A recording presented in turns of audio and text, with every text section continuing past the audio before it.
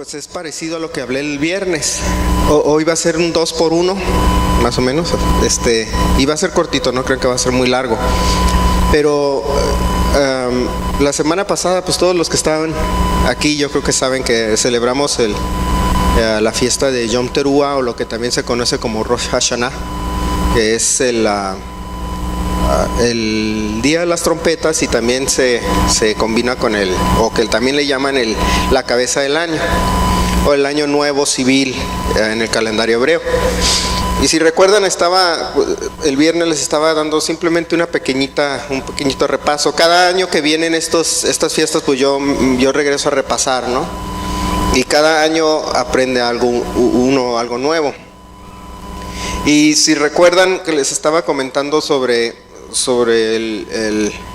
lo que era el son de las trompetas, no solamente llama a un arrebatamiento, también habla de acuerdo a los sabios, a los rabinos y a todos los sabios que son de la Biblia.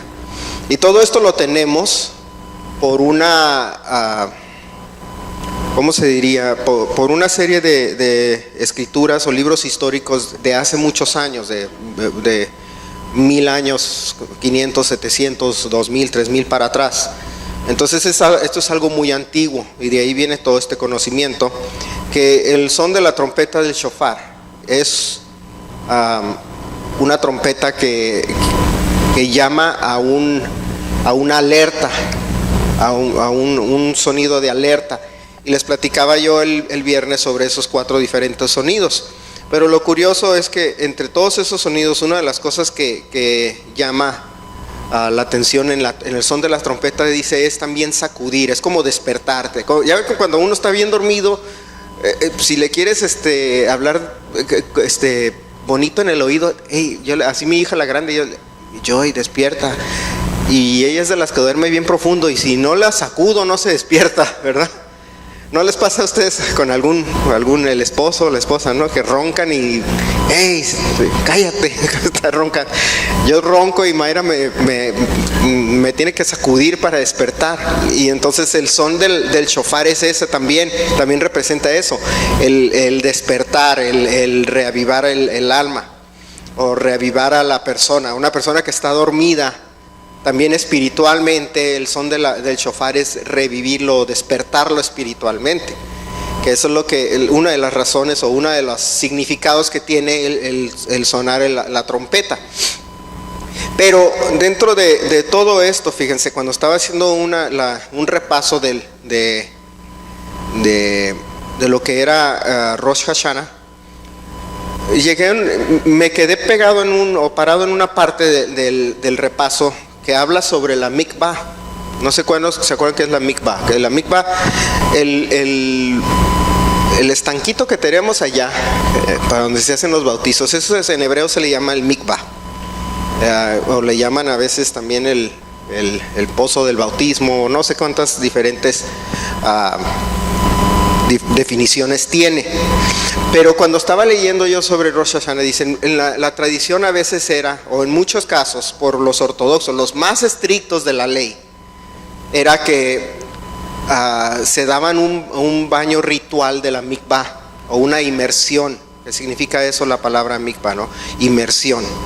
Y era costumbre de la mikvah, en Rosh Hashanah, de hacer esa limpieza, ¿no? Nosotros le llamamos en el griego o en español, que viene del griego, la palabra bautismo.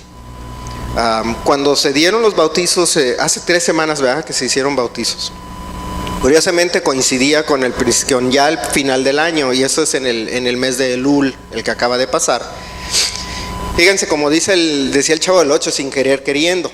Y era común que se hacían los bautizos antes del principio del año.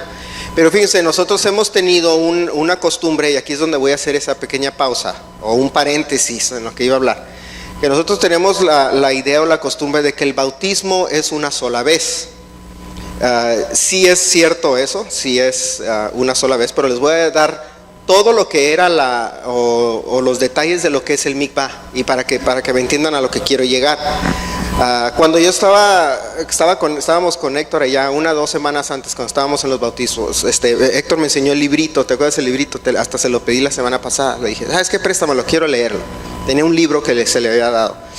Dije, tengo curiosidad de ver cómo desde el punto de vista tradicional cristiano se analiza el bautismo. Yo lo leí hace quién sabe cuántos, 20 años yo creo que leí un libro de esos sobre el bautismo, ya no me acordaba mucho.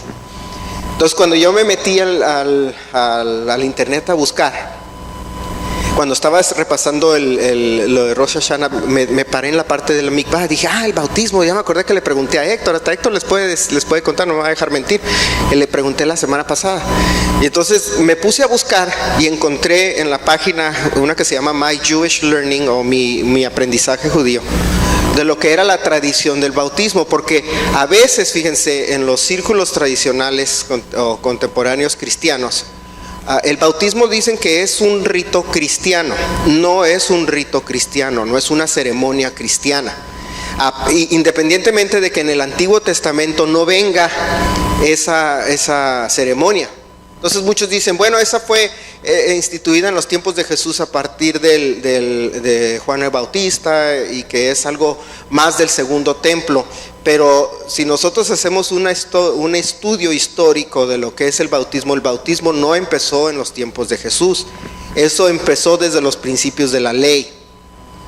Entonces, le estaba platicando con mi papá, le mandé el artículo, le dije, mira, quiero que leas esta página, le dije, para que veas de dónde viene, de acuerdo al estudio tradicional o de acuerdo a la historia realmente hebrea desde los principios.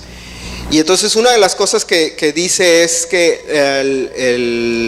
el bautismo o la inmersión es un rito necesario para la conversión. Pero vamos a ver primero lo que decía el Señor Jesús. Decía el Señor Jesús en Juan 14:15. Fíjense lo que decía el Señor Jesús para que vean todo dentro de su contexto. Decía el Señor Jesús, fíjate, esto es muy importante, dice, si me amáis, guardad mis mandamientos, y yo rogaré al Padre, y os dará otro consolador para que esté con vosotros para siempre. Y hay otras partes donde también dicen los otros evangelios, donde el que lo ama, sigue sus mandamientos, obedece sus mandamientos, obedece su ley. Toda la ley y los mandamientos fueron dados por Jesús.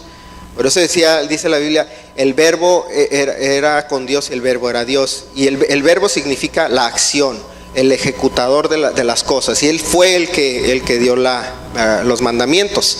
Y nos vamos nosotros entonces a la Biblia y entendemos que en este versículo entendemos que el Señor dice, si tú quieres seguirme o amarme, o el que me ama, va a seguir mis mandamientos. ¿Ok? Entonces, el seguir sus mandamientos es precisamente lo que define a una persona que no es nada más convertido o converso por palabra, sino por acción.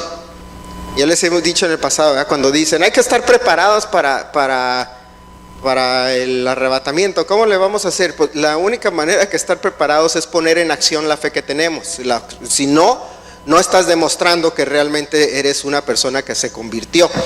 Porque cuando una persona conoce al Señor, o cuando una persona dice yo me pongo en tus manos o yo me entrego a ti, se hace algo que se llama una conversión, ¿verdad? Se convirtió de sus pecados, dejó atrás todo. Por eso una de las cosas que se preguntan es cuando se bautiza una persona, es que si renuncia al pecado, si renuncia a su vida pasada. ¿Cuántos de aquí ya están bautizados? Levanten la mano. ¿Cuántos de aquí no? Hay varios que no. ¿Alguno que otro que no? Fíjense, y ahorita van a ver, dice de acuerdo a la ley de Halakha, lo que es la ley estricta de los tiempos del Antiguo Testamento, desde que se empezó a llevar récords de la ley el pueblo judío, desde que empezó a llevar récords de la ley, define el bautismo de esta manera. Dice, es una inmersión ritual de total inmersión del cuerpo en un charco de agua. Lo estoy traduciendo del inglés, ¿ok? Este charco, alberca, como le quieren llamar, y su agua precisamente están escritos o definidos en la ley judía, que estamos hablando de la ley de Dios. Dice, la inmersión o la tevilah es un componente común de toda tradicionalmente hablando proceso de conversión, de todo proceso de conversión. Y dice, pero ellos lo dicen de todo proceso de conversión hacia el judaísmo. Dice, para el hombre y la mujer, adulto, pequeño, ignorante o estudioso. Dice así, esa inmersión, dice, es un componente requerido. ¿Ok? Entonces, para poder haber conversión, uno de los requerimientos es la inmersión. Este requerimiento, dice, no admite ningún tipo de la palabra compromise en español sería como de modificación. No importa dónde estés, en qué parte del mundo estés. Y a veces se escribe mikveh, se pronuncia mikvah, y es necesaria para conversión. De acuerdo a la ley bíblica y de acuerdo a lo que dicen todos los escribas y todos los sabios de la ley, dicen, para que pueda demostrarse la conversión de una persona es necesaria y obligatoria la inmersión de una persona en agua. Así dice la ley, ¿ok?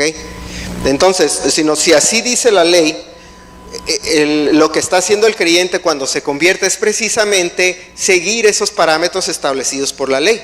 No es asunto de que una persona o una religión te dijo, hay que meterte en el agua para que demuestres que eres creyente, ¿verdad? A veces parece así. Fíjense, yo cuando estudiaba sobre el holocausto y sobre la Inquisición hace tiempo atrás, que estuve ahí de curioso, pero a mí me gusta mucho leer sobre historia. Una de las cosas que sucedía en el holocausto y en la Inquisición es que les decían, especialmente en la Inquisición, es que le decían al judío, si no quieres ser perseguido, tienes que bautizarte como cristiano y renunciar a tu religión. Pero no cristiano en realidad, le decían cristiano, pero no era cristiano, es católico. Se decía renunciar a tu credo judío y convertirte en católico. Católico que es totalmente ajeno a lo que es la Biblia, en siendo honestos. Esto es totalmente ajeno. Entonces era una obligación, y el judío hoy en día veía el bautismo sin saber, por ignorancia, como un proceso de conversión a otra religión, cuando la realidad es que el bautismo es un proceso de conversión a la ley, de acuerdo a lo establecido en la ley de Dios desde los tiempos de Moisés.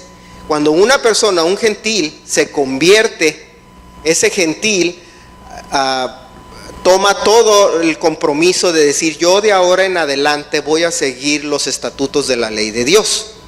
Curiosamente, si nosotros nos vamos, fíjense lo que dice la Biblia respecto a este punto. Vámonos a Romanos 2 y al final creo que es el 25, no, es el 28.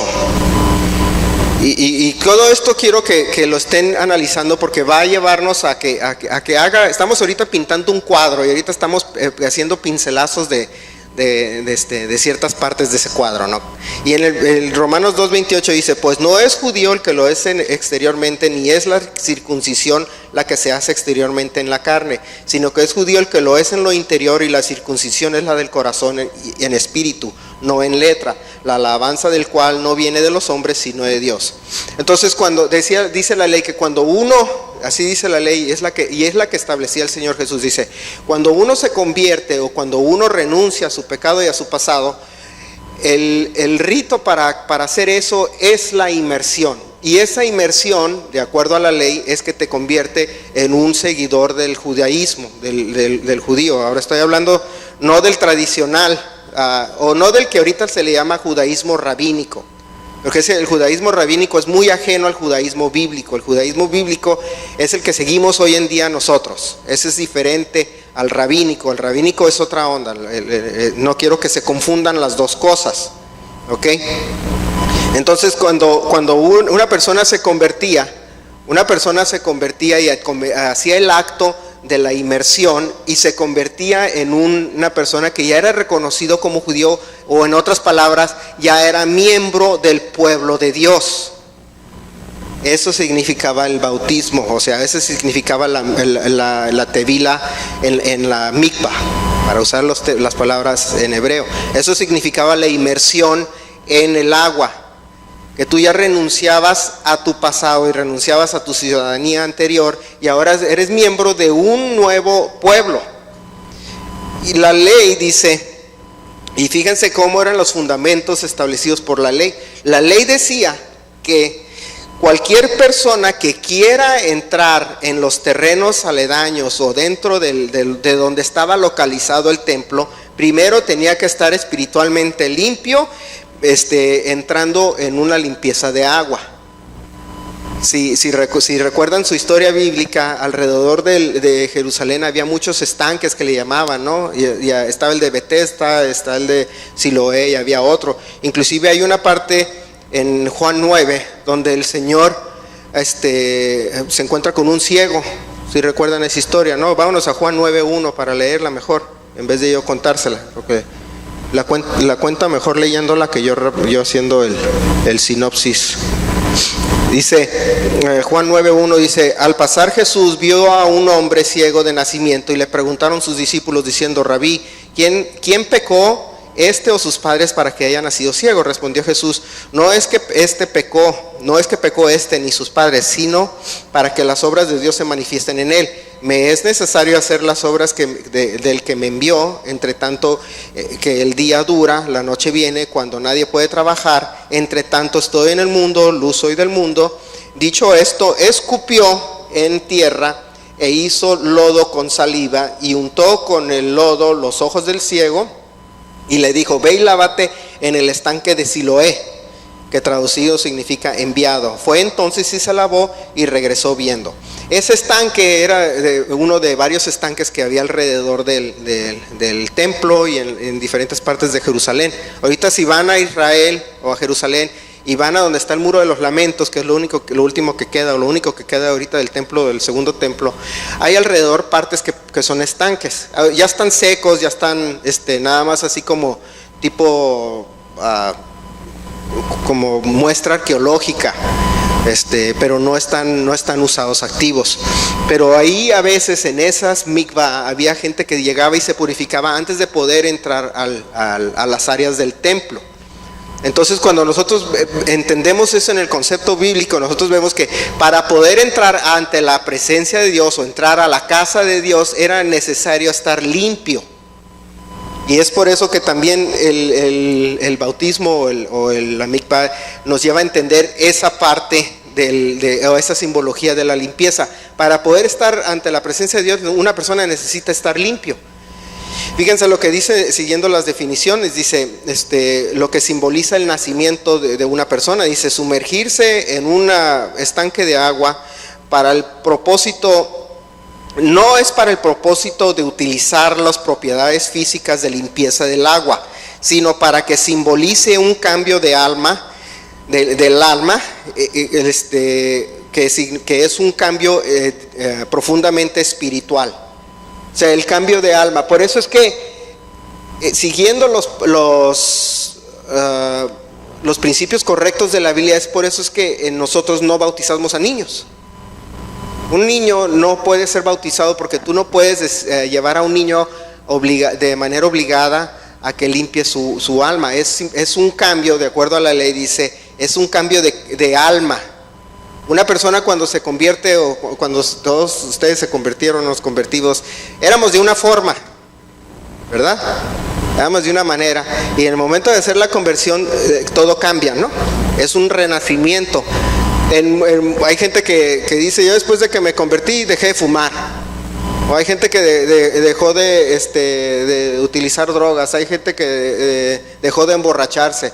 Hay gente que dejó de enojarse cuando va manejando. Hay unos, no todos. El que, sí, muy pocos. Pero es que lo que pasa es que los demás que manejan no cambian su alma, por eso se enoja uno. Es por el bien de ellos. Pero dice, de acuerdo a la ley, a los principios de la ley, es que cuando uno entra en esa conversión, por eso la palabra se utiliza como conversión, es de que cambiar de hábitos, cambiar de forma de ser, cambiar de forma de pensar, te conviertes en otra cosa. No es de que o el hombre se convierte en mujer ni nada de eso, sino te conviertes en un ser nuevo. No puedes tú llevar a un niño a hacer eso. Inclusive el rito católico que se utiliza, tengo entendido que era una manera de espantarle los demonios al niño. Eso es lo que significa eso. Un niño, un bebito que no tiene sentido de conciencia, ¿ustedes creen que el niño pueda hacer un cambio en su voluntad? O que pueda el niño decir, yo soy una persona mala, me convierto y ahora voy a ser buena. No existe tal principio, es ilógico. La verdad, cualquiera que piensa de esa manera, pues no piensa bien. Un niño no puede, un bebito de ¿cuántos meses? ¿A cuántos meses los bautizan a los niños? Yo no sé cuántos meses los bautizan, como que a los 6 meses, un mes o no sé cuántos. Cuando tienen dinero, no, pues ya ningún mexicano se va. Pero es de bebito, ¿no? Yo los he visto de bebito y luego le echan agua arriba, ¿no? Fíjense cómo es todo contradictorio. Lo obligan y luego agarran y le echan agua en la cabeza. Cuando la mikvah dice que es sumergirte o inmersión completa del cuerpo. Y fíjense, si somos estrictos hasta el último punto de la ley, hasta el último punto, no puede quedar absolutamente ninguna parte de tu cuerpo ni de tu vestimenta afuera del agua cuando te bautizas. En el sentido más estricto de la ley. O sea, una persona que por eso dice en los casi hay planos para decir de qué tamaño debe de ser la mikvah. Debe llegarte a la cintura el agua, para que puedas hacerla de manera correcta y te puedas sumergir de manera correcta. Y entonces el hecho de que tengas un bebito aquí y le eches agüita en la cabeza no funciona. Ni el otro, yo vi un cura ahí que agarraba un bebito y lo metía así como si fuera paleta de nieve metiéndola en el chocolate. No sé si han visto ese video, ya me estaba muriendo de la risa. Pobre chamaco, y sale chillando. Le espantan los demonios. No, pues sí, pues hasta se espanta el demonio que le hagan eso. Lo agarran al pobre bebito, lo hacen así, lo sangolotean y a ver si no lo desnucaron, la mollera se le cayó, ¿verdad? Pues no es lógico y no es bíblico, no tiene nada de sentido. Por eso es que cuando una persona llega a la iglesia le dice, ¿qué edad tienes? Y fíjense que para poder una persona ser considerada adulta de acuerdo a la ley de Moisés o a la ley tradicional bíblica, un niño debe de tener, creo que 13 y una niña 12, y haber llevado a cabo la ceremonia del bar mitzvah o bat mitzvah para que fuera considerado ya mayor o una persona que ya tiene sentido de razón. Y no existe la adolescencia en el concepto bíblico. O sea, eres niño, dejas de ser niño, eres adulto, punto. Nada de que estoy en la adolescencia y aguántame y tolérame y estoy en mi hormonal y no hormonal ni que nada, te pones a lavar trastes y se calla. ¿Sí? No existe tal cosa como esa de ahorita, ¿no? Que se ha convertido desde los 50, 40 por ahí del siglo pasado, los 40, 50, que empezó el concepto de la adolescencia. Eso no existía antes. En tiempos medievales, en tiempos antiguos, el niño cumplía 12 años, ahora les iba a la granja a andar piscando uva o lo que tuvieran ahí o si era herrero, ahora te pones a trabajar con tu padre, ¿no? No existía ese concepto. Entonces el querer bautizar a un niño es ajeno a lo que es el principio bíblico. No existe ese principio y es muy importante tenerlo en claro o hacer esta distinción. Y es por eso que cuando se pide, por eso cuando se ya hace el llamado al bautismo, se le debe de dar esa importancia que tiene. Una persona cuando es bautizada ya dejó de ser un ciudadano ajeno. De acuerdo a la ley judía dice, eras gentil. Cuando te conviertes ya no eres gentil. La palabra gentil significa de las naciones y también era un término despectivo entre muchos de los judíos tradicionales. Un término despectivo, ay, eres gentil. Es como si dijeras, ay, eres chilango. A los de Tijuana, si vienes de Tijuana y dices, ¿tú de dónde eres del DF? Ay, eres chilango, ¿no? Es como digo, con todo respeto lo estoy diciendo como broma. Pero como decimos, ¿no? O cuando va uno, yo me acuerdo cuando yo fui a visitar a mis abuelos allá, y me dice, hablas muy raro. ¿De dónde eres? Y yo le digo, ¿yo hablo raro? Digo, tú cantas cada vez que hablas. Dice, ¿de dónde eres? No, pues de Tijuana. Se nota que eres del norte. Y yo, pues tú se nota que eres de acá. Pues. O sea, imagínense, era algo tan ajeno que decían, ¡ay! Este es gentil. Guácala. No se podían, no comían ni con ellos, no, ni se sentaban en su mesa, no comían, eran ajenos completamente. Pero de acuerdo a la ley decía, esa persona cuando se convierte ya es miembro de la familia, ya no es ajeno. Inclusive si nosotros leemos en Juan, ahí mismo en Juan,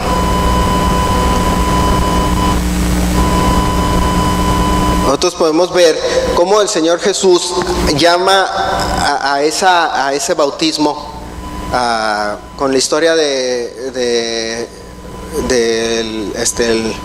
un maestro judío en ese tiempo que se llamaba Nicodemo. Vamos a abrir la Biblia en Juan 3:1. Vamos a abrirlo en Juan 3:1. Dice así, de 1 al 10. Dice, había un hombre de los fariseos, y recuerden la palabra fariseo, que era una persona que era muy conocedora de la ley. Dice que se llamaba Nicodemo, un principal entre los judíos, o sea, era una persona importante, dice un principal, era miembro del Sanedrín. Dice, este vino a Jesús de noche y le dijo, Rabí, sabemos que has venido de Dios como maestro, porque nadie puede hacer estas señales que tú haces si no está Dios con él. Respondió Jesús y le dijo, de cierto te digo, que el que no naciere de nuevo no puede ver el reino de Dios. O sea, la persona que no se convierte y que no nace de nuevo no puede ver el reino de Dios. Dice, eres ajeno a la ciudadanía, prácticamente. Así era la idea que había de lo que era el bautismo. Dice, Nicodemo le dice, ¿cómo puede un hombre nacer siendo viejo? ¿Puede acaso entrar por segunda vez en el vientre de su madre y nacer? Respondió Jesús, de cierto te digo, que el que no naciere de agua y del Espíritu no puede entrar en el reino de Dios. Lo que es nacido de la carne es. Y es por eso que, y aquí quiero hacer una pausa pequeñita, es por eso que más adelante Pablo o Saulo hablaba de que era innecesaria la circuncisión porque ese era un acto de la carne. Dice, lo que es nacido de la carne es. Por eso es que le decía, no, cuando te conviertes no es necesaria la circuncisión para demostrar que eres convertido, porque eso es un acto de la carne. A los gentiles les decía, no al judío, sino al gentil le decía, no es necesario que te circuncides porque es un acto de la carne. Entonces, continuando, dice, y lo que es nacido del Espíritu es. Espíritu es. No te maravilles de que te dije, os es necesario hacer de nuevo. El viento sopla de donde quiere y oye su sonido, mas ni sabes de dónde viene ni a dónde va. Así es todo aquel que es nacido del Espíritu. Respondió Nicodemo y le dijo, ¿cómo puede hacerse esto? Respondió Jesús y le dijo, ¿eres tú maestro de Israel y no sabes de esto? Fíjense que le decía a él, o sea, tú eres un rabino, miembro del Sanedrín, fariseo importante, conocedor de todo esto, y no sabes esto al principio. Y era porque le estaba diciendo, cualquiera que se convierte, y en ese entonces era la conversión al judaísmo, y durante el tiempo de Pablo, fíjense, todos en el Nuevo Testamento no se convertían en cristianos, ¿ok? Se convertían al judaísmo, donde el Señor Jesús o Yeshua, el Mesías, era el Salvador, quien dice, como dice Pablo, dice, ya de las dos hizo un solo hombre, de las dos naciones hizo un solo hombre, o del gentil y del judío ya no hay ni uno ni el otro, ya todos son uno. Entonces te conviertes en miembro de esa ciudadanía. Y le dice a él, tú siendo maestro no entiendes esto. Y eso es otra de las evidencias que podemos ver en la Biblia, que era algo ya muy viejo, que venía de los tiempos bíblicos antiguos. En la conversión, decía, era necesario que nazcas de nuevo. Nada más que, fíjense, curiosamente, yo me imagino que Nicodemo no entendía el concepto de nacer de nuevo. Él entendía el concepto de conversión. Porque una persona que era gentil, que decía, yo quiero ser como tú, yo quiero seguir a tu Dios, esa persona se convertía. Pero el problema que había, fíjense, con el judío de en ese entonces y ahorita el que niega a Jesús, es que todo lo consideraban un acto cultural. o un acto de la carne cultural, es para ser miembro, es cultural. Yo conozco judíos que ni parece que sigan a Dios, o sea, nada más, oye, que yo ya hice mi bar mitzvah de mi hijo, y bueno, y el Señor que, no, es que así es en mi cultura y eso, pero pues tu cultura debe de representar, o debe de ser evidencia de lo que crees, pero para muchos Dios es como secundario, es como que, Dios sí nos sacó de Egipto y todo, pero no creo que exista, pero es bonito tener tradiciones y mantenerlas. Así piensan muchos. Yo conozco varios que piensan así. Y de nada dice, pues no tiene sentido lo que estás haciendo. Y así pensaban en los tiempos de Jesús. Eran personas que nada más dicen, es que te vas a convertir en uno de nosotros nada más. Pero no entendían el concepto de nacer de nuevo. Algunos sí lo entendían. Inclusive en la ley ya ahorita revisada, o ya un poquito más expandida, que era que lo empezaron a hacer en el Talmud y en otras diferentes cosas, muchos sabios de la ley decían, el convertido es considerado, de acuerdo a la ley judía, para ser un niño recién nacido, mediante la limpieza espiritual del converso. El agua del mikvah lo prepara a él o a ella para enfrentar a Dios, enfrentar la vida, y lleva a las personas con un espíritu fresco y nuevo, y limpia o moja o limpia o quita todo el pasado, dejando solo el futuro. ¿Qué dice la Biblia cuando una persona es nacida de nuevo? ¿Todo qué? Todo lo viejo ha pasado, he aquí, todas las cosas son hechas nuevas. Esa era una repetición de lo que decía la ley. Lo viejo quedó atrás, he aquí, todo es nuevo. Entonces por eso es necesario que una persona cuando se convierte tenga que ser bautizado. Algo que teníamos tiempo que no se hablaba de esto aquí en la iglesia. Generalmente cuando se iba a bautizar se sentaban las 2, 3, 10 personas que se iban a bautizar y se les daba una clase aparte, pero no se hablaba casi en el púlpito, porque lo veíamos como algo natural. No, es que se convierte, tiene que bautizar. ¿Pero por qué? ¿Dónde dice? Es que Jesús dice. No, Jesús no dice. Jesús te está recalcando y repitiendo lo que Él dijo en su ley 2000 años antes, que se había olvidado o que no se entendía. El mismo concepto de la ley dice el judío dice, yo no maté a nadie, yo no soy culpable de homicidio. El Señor Jesús le dice, no, si tú lo odias, ya eres culpable de homicidio. Todo eso lo estaba aclarando, y en el bautismo estaba haciendo lo mismo. Dice, si nosotros llevamos esta metáfora, lo que era de que una persona cuando es sumergida en el agua, si han visto, pues todas las mujeres van a saber, es obvio, ¿no? Todos los que fueron a la secundaria se han de acordar, que en el vientre el bebé está envuelto en agua, ¿verdad? Y que cuando van a hacer, dice, se le rompió la fuente, ¿verdad? Que sí, bueno, ok. Entonces el concepto del bautismo, por eso es que es necesario sumergirlo todo completo, es que la persona está saliendo de una manera metafórica de un vientre de nuevo. Por eso se le llama nacer de nuevo. Por eso el Señor le decía nacer de nuevo. Dice, en ese sentido el mikvah es un vientre espiritual. Dice, el feto humano es rodeado de agua, aún no vive. El agua se rompe cuando sale en un segundo, y el bebé o el niño sale al nuevo mundo.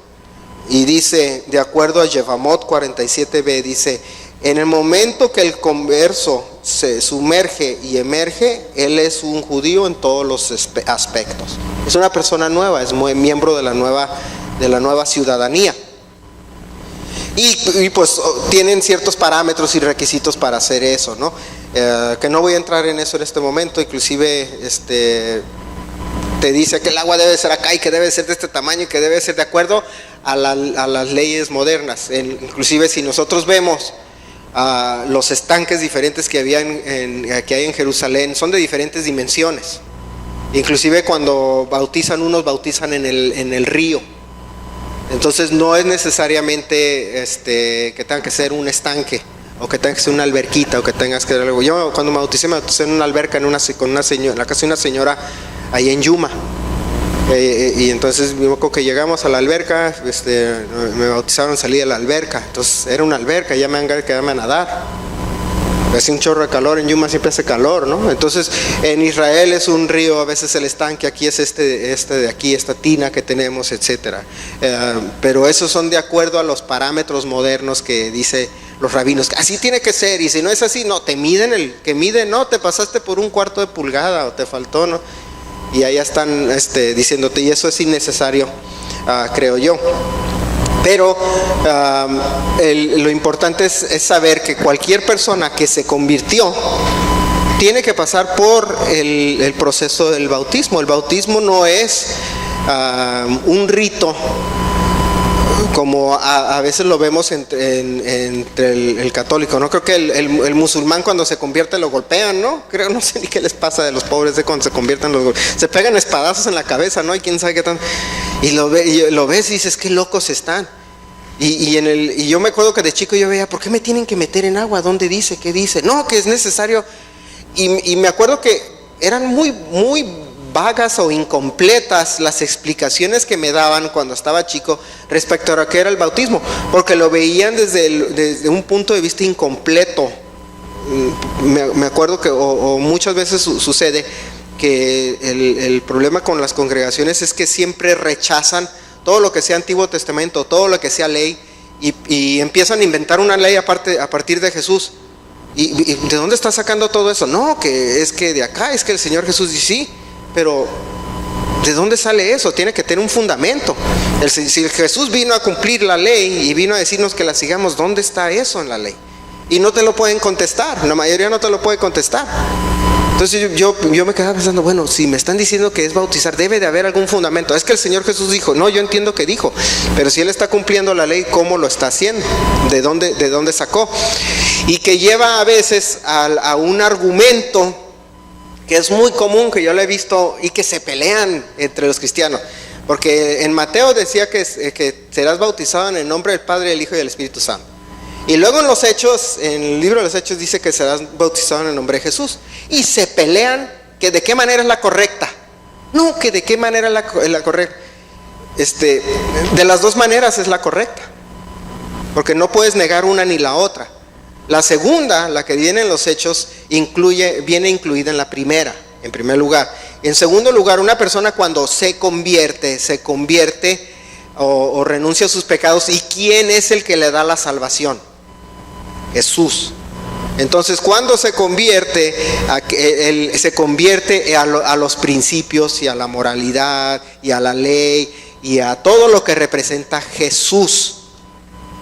Por eso decía el apóstol Pablo, ¿no? Que se fueran bautizados en el nombre de Jesús. Sí, porque esas personas se están convirtiendo de sus pecados gracias a Jesús. Y gracias a Jesús, dice la Biblia también, ahora ya son parte del pueblo. Entonces se rompe el argumento ese tradicional que tiene. Yo lo he visto de repente, híjole, de repente en la página de la voz en el Facebook, pues, cuando todo el mundo se empieza a pelear, no sé si han entrado, y de repente se empiezan a argumentar y decir, y que yo sé, y siempre sale el que sabe, el sabiondo que sabe más que el otro, pero no sabe nada. Y empieza, no, que tiene que ser el nombre de Jesús. Sí, pero Jesús dijo que tiene que ser el nombre del Padre, del Hijo y del Espíritu. Y sí, pero acá. Y luego acá dice, y ninguno tiene ningún fundamento, simplemente es un intercambio de ideas personales o conceptos personales que no son basados en la Biblia. Sino en realidad la Biblia, cuando dice el apóstol Pablo, decía, tienen que ser bautizados en el nombre de Jesús, les hablaba. En primer lugar, les hablaba a los judíos. El judío ya era convertido, ¿no? Ya era miembro de la familia. Entonces, ¿por qué se bautizaba? Porque ahora reconocía a Jesús, que Jesús era su Mesías. Entonces era bautizado en conversión ahora a creer que Jesús era su Mesías. El gentil que hace, el gentil también cree ahora, que dice, yo creo en ese Jesús de los judíos, que es el Salvador del mundo, y me convierto. Pero cuando les decía el apóstol Pablo, les decía, te tienes que bautizar en el nombre de Jesús, tradicionalmente el judío creía y cree que en solamente dos personalidades del aspecto del Señor, de Dios, que era Dios Padre y el Espíritu, en lo tradicional. ¿Ok? Entonces en Mateo le agrega en el nombre de Jesús, le dice en el nombre del Padre y del Espíritu, que ya lo hacías, yo estoy metiéndole esas partes. Tú ya creías en el Padre y en el Espíritu, pero ahora cree en el tercero, que es en el Hijo. Entonces bautízate en el nombre del Padre, del Hijo y del Espíritu. Ya en los tres, porque ya el tercero ya lo conoces. Sí me estoy dando a entender en esa parte. Entonces el argumento ese de que tiene que ser en el nombre de Jesús y otros, tiene que ser en el nombre de los tres, es irrelevante tu argumento. Tú te bautizas en el nombre del Padre, el Hijo y el Espíritu, y en el nombre de Jesús, porque Él es el que te dio la salvación, y por medio de Él es que te conviertes. No por medio de un rito nada más, que es una ceremonia pública. Dice, ceremonia pública, ya soy convertido nada más por una ceremonia pública. No, porque estás entregando tu voluntad y siendo parte de la familia. Es como le decía yo a Yamil, ¿dónde está Yamil? A Yamil y a Zairet, que se fueron y se casaron por el civil. Y me dice, no, que tal día va a ser la boda por la ceremonia. Y le dije, no, tú ya estás casado, compadre. Que nadie me vio, pues, el que te vio es el juez, pero ya te casaste. La otra es simplemente ya la expresión pública de lo que hiciste allá en privado con el juez aquella vez hace 2-3 semanas atrás. Ya no hay, tú si la boda nunca la llevas a cabo, tú sigues estando casado, ya te amolaste, ¿verdad? Y lo mismo es el bautismo. El bautismo es una expresión pública de una conversión. Si hubo la conversión y haces la expresión pública, pero no es como a veces lo presentan, que nada más una ceremonia. Es que esta persona tiene que ir a meterse en el agua y para demostrar que se convirtió, como si fuera un rito muy superficial. Si no es un rito o es una ceremonia que tiene un significado más profundo. Inclusive se dice que y esto es así medio raro, pero dicen los judíos modernos, dicen que una persona que se convierte no puede decir que Dios me obligó o Dios me mandó, porque esa persona antes de convertirse todavía no reconocía que Dios era su creador o su salvador. Dice, hasta que la persona ya es sumergida en agua, en el aspecto tradicional hablo, ¿no? Ya es considerado que reconoce a Dios, porque ya llevó a cabo ese nacimiento de nuevo. Entonces cuando vemos el bautismo, fíjense, el bautismo nosotros lo utilizamos como una ceremonia de conversión.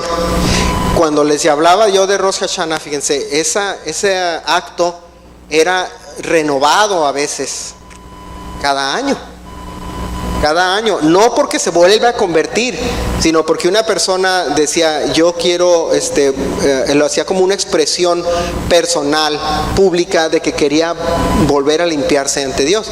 ¿Sí se acuerdan que el viernes les comentaba que era que estos 10 días que se le llaman Yamim Noraim, que son los días los 10 días de temor a Dios o de introspección, es cuando la persona generalmente llegaba y dice, sabes que yo este año pequé, yo este año fui mal, y todos nos pasa, todos lo hacemos todos los días, todo el año. Y es el momento que dicen, estos 10 días es de introspección, es de cambio, y dicen que si en estos 10 días la persona cambia su parecer o su rumbo, dice la tradición, en el día de Yom Kippur su nombre va a ser escrito en el libro de la vida, como dice en Apocalipsis 20, dice que aquellos cuyo nombre está escrito en el libro de la vida van a estar viviendo con el Señor. Ahora pueden ver de dónde viene todo esa verdad de la que nosotros hacemos. El bautismo que fue de este paréntesis que les dije respecto a Rosh Hashanah. El bautismo es un acto de conversión, de dejar de ser un ciudadano viejo de acuerdo a la ley. Por eso el Señor Jesús le decía, es necesario. Y le dice, ¿y tú conoces la ley y no sabes que esto es necesario? Le dice a Nicodemo, tú que la conoces. Porque el Señor Jesús nunca la abolió, ni la modificó, ni la inventó. en el tiempo que estuvo en la tierra. Él simplemente le estaba dando continuidad y diciendo, hey, es necesario que lo sigas haciendo y que lo sepas hacer bien, y de la manera en que lo estabas haciendo no estaba correcta. Por eso lo corrige, yo me imagino. Cuando le dice a Nicodemo, dice, tú eres maestro de la ley y no entiendes esto, no sabes esto. Siendo una persona muy arriba, dice al principio del capítulo, dice, una persona muy alta, Nicodemo, siendo una persona muy importante, no lo sabes, dice. Y eso venía a corregir. Cuando un gentil se convierte, una persona que no era miembro de la familia de Dios se convierte, pasa a ser miembro de la familia de Dios. Eso significa el bautismo. Entonces cuando se bautizan, o cuando se bautiza la gente, no lo vean como a alguna ceremonia que dicen, ay, es necesaria hacerla, pero no sé por qué, sino, nada más es que me dijeron que tenía que bautizarme. Pues lo voy a hacer. No es eso a lo que quiero llegar. Lo que quiero es que vean de dónde viene y por qué viene y qué significa. Por eso es que solo el adulto lo puede hacer, una persona ya mayor, porque la persona de su propia voluntad va a decir, yo sí quiero ser miembro de esa familia. Al judío le dice, vamos a decir, al judío le dice, ahora tú te bautizas también en el nombre de Jesús. Yo conozco mucho judío mesiánico, en el Facebook lo conozco a muchos, y fíjense, ellos también se bautizaron. A pesar de que ya eran miembros de la nación, en Israel se bautizan. Y le dice, ahora te bautizamos en el nombre de Jesús porque ahora ya reconoces a Jesús como tu Salvador. Sí, donde dice la ley que el bautismo era solo necesario para purificación, o la inmersión de la mikvah era para purificación o para conversión. Y la conversión solo aplicaba a un gentil. Pero ¿cómo es que el judío cuando cree en el Señor se convierte, se bautiza? Porque ahora se bautiza, ahora es ciudadano de ese reino mesiánico, vamos a llamarlo. Ahora es miembro de esa familia mesiánica. Y entonces debemos de ver nosotros el Rosh Hashanah cuando lo conocemos, o cuando llevamos a cabo esta fiesta del Señor, que es un nuevo comenzar. Así como la conversión y el bautismo es un nuevo comenzar, el año también lo debemos de ver de esa manera. Ya no en el sentido físico de irnos a meter al agua. No tiene nada de malo, pero pues yo no voy a estar allá adentro. Ahí si quieren háganlo solo. O como dice mamá, por favor báñense. Porque si tiembla, pues dice, hermanos, báñense todos los días por si tiembla. Y yo les voy a decir, hermanos, báñense todos los días, aunque no tiemble. ¿Sí? Pero ¿qué significa la limpieza, esa purificación? Y lo hacen muy a menudo, fíjense, se vuelven a meter en la mikvah, o se vuelven a sumergir, lo que llaman la tevila, sumergirse en agua, y lo hacen, ya el creyente inclusive lo hace de repente. Inclusive en la ley dice que la mujer después de su ciclo menstrual lo tiene que hacer cada mes. ¿Y saben por qué no se les dice, o porque no se les hemos dicho, yo no les he dicho que lo tengan que hacer? Porque se bañan. No que les diga, métanse a bañar a las mujeres. Es que después de tu ciclo menstrual te tienes que bañar. Eso es obvio, yo no tengo que repetir. Pero en aquellos tiempos no era común. O sea, en el Medio Oriente, cuando vivían en desiertos y en lugares así, no se bañaban todos los días. ¿Ok? Se bañaban una vez a la semana, o se bañaban cada 2 semanas. Porque no tenían tuberías, no tenían regaderas. Era ir allá, correrle al río y métete a bañar. O sea, ve y mójate. Entonces, esa era por lo cual le decía la ley, a la mujer después de sus ciclos menstruales lo tienes que hacer a fuerza. Tienes que ir a corretear, buscar un río, buscar dónde meterte, y lo tienes que hacer. Ahorita ya no aplica porque ya tenemos regaderas. ¿Sí me explico? Entonces, no es que estemos brincándonos la ley diciendo, ay, ¿por qué a la mujer no le estás diciendo que después de sus ciclos menstruales? Porque obviamente se baña. A eso es a lo que quiero llegar. Entonces, nosotros debemos de ver a Rosh Hashanah o Yom Teruah como ese despertar. Y ese despertar de las trompetas es parecido, o ese despertar de la trompeta dice que simbra o mueve las cosas. ¿Qué pasó con los temblores? De repente todo el mundo en el Facebook empezó a creer en Dios. ¿Qué les dije yo hace 2 semanas? Les dije, tembló, va a volver a temblar, y verán que como dice el dicho, en el lecho de muerte y en las trincheras todos se acuerdan de Dios, ¿verdad? Algo así dice un dicho. Y de repente tiembla en el DF y ya todos se hicieron cristianos, ya todos creen en Dios. Y se los dije como 5 días antes de que temblara, o cuánto tiempo sí, no, ya todos andan orando, y que ya, y lo peor es que ando unos. Yo tengo una amiga de socia de Usana que vive en San Diego, que es judía, y en solidaridad con el mexicano, les mandó un mensaje y puso una Virgen de Guadalupe atrás. Ella estaba así como, oh my God. O sea, ¿qué te pasa?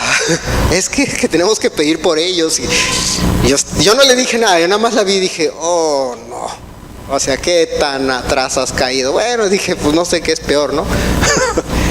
No cree en Jesús y de repente pone a la Virgen y dije, ya no sé ni qué.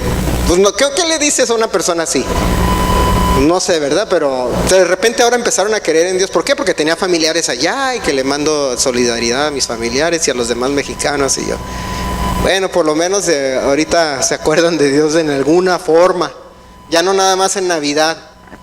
Ahora por lo menos en septiembre cuando tiembla, ¿verdad? Pero eso fíjense, el sonar de la trompeta, por eso es que comentan muchos que en el sexto sello dice, hay un temblor muy grande y de repente es un precursor al arrebatamiento. Porque eso representaba el soplar del shofar. Es un temblor. Era tan fuerte. Lo han oído el shofar, si han visto, se han puesto los videos, ¿no? Pero nunca han oído uno en verdad. O sea, te aturde.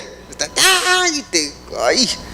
O sea, como cuando llora un niño, un bebito, ¿no? Que el del vecino, que ya cállenla, niño, que ya me cala en el oído. Bueno, el shofar suena así, de tal manera que cala. Yo lo he escuchado en vivo y ¡ay! Y es algo que tú no puedes quedarte dormido cuando alguien está soplando un shofar. No puedes quedar ahí y decir, ay, estoy bien cansado. Te va a despertar porque hasta el más borracho que esté dormido por borracho se despierta con el shofar. Porque es un sonido tan fuerte, tan sacudidor que te lleva a ese despertar, pues como dice en el sentido metafórico lo que es el significado del soplar del shofar. Por eso es que dicen muchos que dicen en Rosh Hashanah cuando suene es cuando ya sea el arrebatamiento o la venida del Señor Jesús, no se sabe. Se tiene que cumplir algo en estas fechas. Se cumplieron en las primeras 4, falta cumplirse en las últimas 3. Se tiene que cumplir algo. ¿Qué secuencia? Es la que es difícil de entender. Inclusive la última, la de Sukkot, hay evidencias que dicen que también se cumplió con la venida del Señor, que fue cuando nació. Entonces, pero se tiene que cumplir, o sea, todas esas fiestas, esta de Rosh Hashanah y la de Yom Kippur, la de Yom Kippur también se cumplió con el sacrificio, al igual que el sacrificio de primavera, pero la de primavera era por la Pascua. El Yom Kippur significa día de expiación, cuando ya quedaste o sea, y hay muchas ideas de que dicen, bueno, es el día de expiación, es cuando ya la tierra es liberada de pecado, ¿verdad? Muchas veces dicen, no, ese es el día en que el Señor viene, y en Rosh Hashanah es el día que somos arrebatados. No sabemos, pero se tiene que cumplir algo en esos días, porque son, de acuerdo a la Biblia dice, son santas convocaciones. Es en el día en que el Señor tiene un compromiso con su pueblo, o con la tierra, o con las personas con los que tiene el pacto. Cualquier creyente es parte de ese pacto, y esa santa convocación es para aquellos que son parte del pacto. ¿Sí me explico? Entonces, cuando veamos nosotros estas celebraciones, las tenemos que ver en ese contexto también. Estamos celebrando anticipadamente ahorita el arrebatamiento, la venida del Señor Jesús en el otoño. Eso es lo que estamos celebrando y es lo que representa. Y para ser miembros de ese pacto era necesaria la conversión. Y la representación o el ejemplo o lo que sería el testimonio físico de esa conversión es el bautismo. Por eso es que se dice, tú para estar completo en tu conversión tienes que haberte bautizado. Aquellas personas que no se han bautizado tienen que hacer ese bautismo. No en los niños no se les demanda porque los niños no tienen sentido de conciencia. El niño le dice, ¿te gusta pecar? Sí. ¿Quieres dejar de pecar? Sí. ¿Quieres ir a la iglesia? Sí. ¿Quieres no ir a la iglesia? Sí. No sabe ni lo que dice. ¿Verdad? Le dices, me acuerdo, le voy a poner el ejemplo al Alberto, así cuando estaba chico, todos los domingos salíamos de la iglesia y nos decía papá, ¿quieren ir al McDonald's? Y el Alberto, sí. ¿Quieren ir a la pizza? Sí. ¿Quieren ir al buffet? Sí. Alberto decía sí a todo. Pues él siempre quería comer. Y yo era el que decía, no, yo no quiero pizza, ahora quiero esto. Y yo era el que me peleaba con mi papá en la camioneta ahí porque yo era el que protestaba. Pero Alberto, de verdad que sí, mi papá se acuerda que me ponía unos porrazos ahí en la camioneta para que agarrara la onda. Pero el Alberto le decía, ¿quieres ir a comer pizza? Sí. McDonald's, sí. Buffet, sí. Entonces te decía que sí. Pues los niños chicos todos te dicen que sí. Por eso es que no les tienes que... Al niño le ¿te vas a bautizar? Sí. Te va a decir que sí, pero no sabe lo que hace. Pero al adulto, al Ethan se bautizó, el Ethan, ¿te quieres bautizar, Ethan? Sí. Pues si se ve suave, me voy a meter a bautizar. Pero ya entendió de qué se trataba. Sí, él vio y dice, yo quiero ser parte de eso también. Dice, yo quiero participar en eso. Qué bueno, métete, órale, vente. ¿Verdad? Porque ya está en la edad desde que empieza a tener conciencia. Y créanme que ese niño ya está en edad de tener conciencia, ¿verdad, Alberto? Ya es consciente de muchas cosas. Entonces, pero un bebito de 6 meses, 1 mes, 2 meses, 2 años, no sabe lo que hace. No hay conversión porque nunca hubo conciencia de pecado. Entonces debemos de nosotros de siempre tener esto en mente. Cada año hacemos un repaso y hacemos una ¿cómo se dice? Una plática diferente respecto a estas fechas, ¿no? Y yo quería hacer ese paréntesis dentro de la plática de estas fechas, de lo que significa Rosh Hashanah y qué significa las trompetas y como les expliqué el viernes, y lo que era el sonar. Inclusive hay muchas partes en la Biblia donde habla de trompetas. A más de 100 partes en la Biblia habla de trompetas. Y fíjense, curiosamente, en la traducción o en la escritura original del Nuevo Testamento, de donde habla la trompeta en Tesalonicenses, dice la palabra shofar. Y se sonará el shofar y despertarán los muertos. Y el shofar es específicamente un instrumento, o sea, un elemento que es el cuerno de carnero que se convierte en una trompeta. Ese es un shofar específico y no hay otro. Entonces es muy importante y nos deja pensando, dice, ay, mira de lo que hablaba, ¿no? Porque las trompetas, las otras que hablaba en el Antiguo y en el Nuevo Testamento, las trompetas, las de plata, eso son otra cosa. Las de plata significan movimientos de tropa, movimiento de campamento, etcétera, que era la que sonaban. Y si han escuchado las trompetas que son esas de plata, como en las películas, ¿no? Que cuando va a llegar el te y se ven bonitos hasta... la de shofar se oye llamador, así que despierta, agarra la onda, ¿no? Entonces, cuando yo estaba leyendo dije, bueno, ¿qué palabra utiliza en el Nuevo Testamento para trompeta? Dice shofar. Y me quedé, órale, algo que no veía en el español, nada más dice trompeta. Entonces se prestan argumentos, no, que va a ser así, que va a ser allá. Bueno, yo dije, no, para no andar adivinando, ¿qué dice en el original? Dice en el shofar. Te viene en griego y luego te dice el shofar. Entonces, también Rosh Hashanah se le llama Yom Adonai, o el Día del Señor, también se le llama. Y también nosotros vemos que dice en 1 Corintios 15, del 51 al 54, y 1 Tesalonicenses 4, del 15 al 18, habla del arrebatamiento y habla del sonar del shofar. Y el cristiano y el Rosh Hashanah, debemos de entender que Rosh Hashanah es, en primer lugar, la coronación del rey de toda la tierra, del universo y nuestro redentor. Segundo, el mes de Elul. Fíjense, el mes de Elul, el anterior, antes de Rosh Hashanah, es cuando se sumerge en el mikvah, o que se lleva a cabo la ceremonia de bautismo o de inmersión, y es en preparación para Rosh Hashanah. Bien curioso, sin querer queriendo, como dice el chavo, ¿no? Así sucedió. Rosh Hashanah, en tercer lugar, en sí, o también Yom Teruah, de acuerdo a 1 Corintios 15, 51, dice, vámonos a 1 Corintios 15, 51, ya para terminar. Este es el que yo les hablaba del shofar. Dice, he aquí os digo un misterio, no todos dormiremos, pero todos seremos transformados. En un momento, en un abrir y cerrar de ojo, a la final shofar, dice en el original, lo busqué yo en otro idioma y dice shofar. Dice, porque se tocará el shofar y los muertos serán resucitados incorruptibles y otros seremos transformados. Y pueden seguir leyendo lo otro, ¿no? Ya la conocen, pero es a lo que yo les hablaba de la trompeta.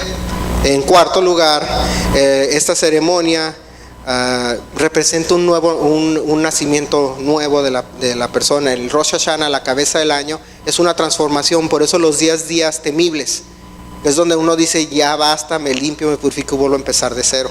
Y en quinto lugar, debemos de ser nosotros agradecidos con Dios por escribir nuestro nombre en el libro de la vida, ¿verdad?